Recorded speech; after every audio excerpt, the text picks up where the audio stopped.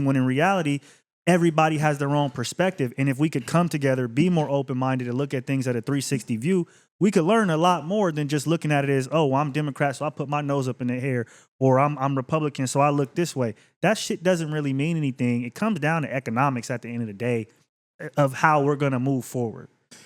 And the way we move forward is getting black men's status back, respected amongst the black community. Women don't respect men. Women don't follow the lead of black men anymore. And that's huge because women are one of the largest demographics of voters. If you look at the black votes, bro, we voted in the top 80 percentile for Democrats at least the last 5 to 6 decades. Definitely. At least. Ever since civil and rights. black women, 90%. So at some point, we got to sit down at the table, black men and black women, and discuss what's best for our communities. And not even just discussing with black women, because they really need to be sitting back listening to the men, because that's who needs to be controlling the politics. You look at every other race, the man is controlling the politics. Even if they don't like what bro is saying, facts, they go with way he going regardless. They're like, all right, fuck it, we just gonna go this way because he's got us this far already. Whereas in black women are looking at like, well, I could do better than you. I know more than you. I'm more educated than you. I make more than you, you know, so why would I trust in you? But that's the ploy right there to keep us separated. You guys need to trust in us more. We do need to have our status back as men. And once we can do that and come together and follow each other on the same accord, we're going to be unstoppable. Because if y'all are going to follow us, I think black men, honestly, at this point right now, a lot of us have progressed and are in a better situation than some of our fathers were. But again, we still have that lack of trust for our women, where if we're always in a tug of war and the other cultures aren't with their man and woman, and obviously they're going to progress faster than us, we still stuck down here fighting over this minuscule shit where they already like, you know what, I'm just on track with you. It's easy to drive the car when everybody, you know what I mean, going the same exact way. So, bro, go look at that footage of J.D. Vance being sworn in. Mm-hmm. Look at how his woman is looking at him in complete amazement and admiration. If your woman is not looking at you that way, if she does not view you that way, you got the wrong woman. You think she's at home arguing with J.D. Vance about how she believes she knows more than him politically? No. She's like, I accepted you choosing me. I'm going to follow you. I picked, so I'm going to submit. Why would you pick a man that you don't feel you can follow or trust in to submit to and trust his judgment? That makes no sense. And even, that means he's not the man for you. And even if she disagreed to a certain degree, in public, they're going to stand together, and that's going to let everybody else know, hey, we can't play with them. Then you look at Obama coming in alone because Michelle probably don't support Trump and what's going on. But how does that make us look? It makes us look weak at the end of the day. So even whatever y'all got going on behind closed doors, we have to be a union when we're presented in the world, because that's going to give people the impression, okay, we cannot play with them. They are together. They're protected. And when people know that, they treat you differently. That's just what it is. And so that's why they're able to treat us a certain way, because they know if I could get the black man already over here in this corner, so I can, you know what I mean, put this at him and digress him this way. Black women are over here in their, opposite corner. I can feed them these lies and this poison, and that'll kill them off as well. If we were together, we would be able to relay that information and protect each other. So it's easy to keep us down and keep their foots on our neck, because in the public eye, we're not together. So I want people to understand that if we can show unity, people will have to, come at us a different way, because they're like, okay, damn. Now instead of just 2 sets of eyes, it's 4. Pretty much. Facts. And black women, y'all got to stop falling for the propaganda that black men despise and don't want to be with black women. I'm a black man. I'm telling you, I talk to black men. We sit down and we politic about the state of our women. And these men are looking for y'all. They're out seeking a black woman. I got plenty of homies. They're not dating outside their race. They refuse. They're seeking a black woman, and they're met with the same issues every time. It's the bad attitudes, the I'm not submitting, can't no man tell me what to do, can't tell me what to wear. It's all the same shit because y'all fall for the propaganda. Stop listening to the propaganda, tune that out, sit down and actually talk with one another. No one's actually talking with one another. And when we do sit down to talk, it's just to get your point across. is not to understand the other side. Y'all sit there, men talk till they blue in the face. Oh, you done yet? Okay, no. You didn't even hear nothing he said. You tuned it out. Everything you said right now, and you guys can see what we're talking about. And I don't watch Tubi movies all the time, but there was a movie on Tubi called A Good Man, and it just came out. And it literally shows, and it has a lot of extra shit in it for entertainment. But the message in itself is there is a black man that's doing good, and there's a black man that's not doing so good. And then there's a woman that the black man is with that is doing good, but she still wants to chase the men that are doing bad. He's trying to start a family, build a legacy, financial stability, X, Y, and Z. And she's pretty much looking at him like, you're trying to control me. You want to dictate what I want to do. And therefore, I'm going to continue to cause this turmoil. I'm going to continue to cause this tug of war. And she ends up making the wrong decision and picking the wrong person. That movie, A Good Man, is a direct reflection of what goes on in our community, unfortunately, far too often. We have good men who have a good job, who are thinking generational, that meet a black woman that's beautiful, that maybe has a good job, but she's still, cooked from feminism, or she's still cooked from wanting to be independent, or she still thinks that you wanting her to have kids and build a legacy is some sort of control, when in reality, that is freedom. You know what I mean? That is the way that we get to the next level in politics, economics, health, whatever you want to call it, being together and following one leader. That's how we get above point blank, period.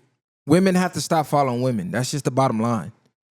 Women were made to follow men. The reason women are losing our women, the least married demographic right now, is because they're following each other. And women were not made to be leaders. They just were not. They don't have the skills. They don't have the knowledge equipped to be able to lead effectively, because they lead with their emotions. And emotions change like the weather. One day you're happy, one day you're sad, one day you're motivated, one day you're unmotivated, one day you're PMSing on your period, you don't know left from right. You weren't meant to lead, and it's okay to admit that. Women are following women like, who was Future's baby mama? What the hell was her Sierra? name? No, Eliza Rain was on a podcast saying she's a beggar. She begs men within the first week of meeting them. And if the man says no to anything, she said, she gets rid of them immediately, and she doesn't consider it prostitution if it's done with class. Think about what you're saying. You meet a man, you're looking for a mate, he's looking for a mate. He's trying to learn you genuinely.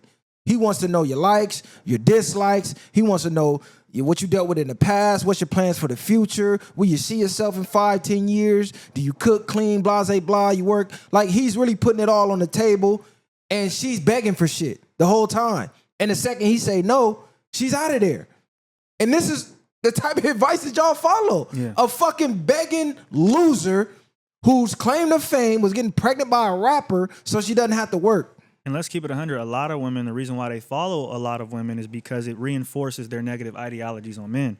So again, when you have the woman who says, you know what, some of these negatives may be true, but when I changed the way I spoke, or when I changed the way I looked at things became different. They're like, I don't even want to hear that shit, because that wouldn't reinforce what I believe to be true about men, or I believe to be true about the black community. So they continue to stay in the cycle willfully, because they know what's outside. They know that there's good men outside. They know that everything they see on social media is not the case, but they want to stay in that bubble because it reinforces what their truth is to them. And that's really all that they're caring about. They're not caring about progression. They don't care about the right answer. They care about the answer that they want. They care about their truth, not the real truth. And they're willing to do whatever it takes and stay in whatever bubble as long as it does, and if they can get that.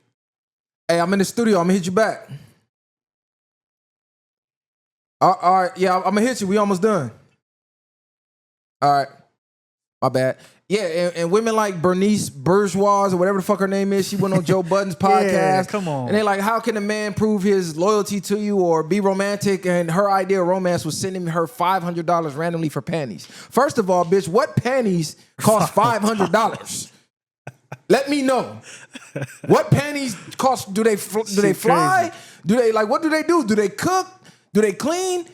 A man proving his romance to you is randomly sending you. See, that's not romantic. These are birdhead begging bitches. They're bums. They're beautiful bums Don't be blinded by the beauty. These women are losers and they're bums. We need to get back to having women like Escape. I mean, just think about the music that women make. It's all man-hating music, programming women to hate music. Think about the music in the 90s when men was crying about trying to give a woman the world. Out dancing in the rain, niggas dancing in the desert with the leather on, sweating to give you the damn world.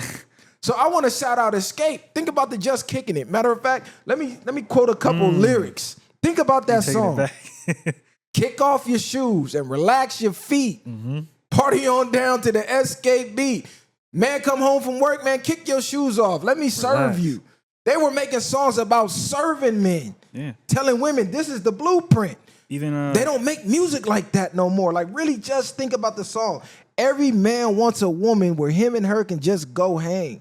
Just the two of them alone, kick back, doing their own thing. Every man want a woman that can always keep him in the mood. And that kind of girl, so what if I tell them, like, bro, they're really giving the game to women. This is what men want. Men want a woman that cook. Men want a woman that can bring peace. You just sit home, kick up your shoes, relax your feet. I got everything. We even had shit, Beyonce and them talking about cater to you. And that ain't even that long ago. We had a lot of, that's crazy. The music back then was more geared towards love, and I think that's why they got it out of here. Because it did showcase love. You had a lot of people, that was the main topic of conversation, was relationships and us operating in a healthy way. Men doing shit for the women doing shit for the men. And now it's turned to the opposite of we hate each other, we don't fuck with each other. And the verbiage amongst each other has became extremely negative. Shout out Escape. Y'all don't get enough love for that Just Kicking It song. Because I was playing that on the way to work the other day. I'm like, oh my God. That's a slap. Bro, they would call them pick-me's right now. Like, listen to what they're saying. Every man wants a woman that can cook up a good meal. These women don't cook. These women today say they don't know how to cook and they don't want to learn. Every man want a woman he can treat like his homie and just take her out on the Ave. Every man want a woman that ain't just good for laying on her back.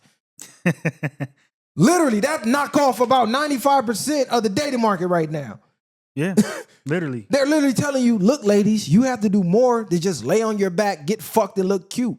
You got to really put in work. You got to really cater to this man. This is what the type of music they was programming the women with. So the frequency was different. And this is why, if you go back, guys weren't complaining about the same problems our generation is complaining about. It was different.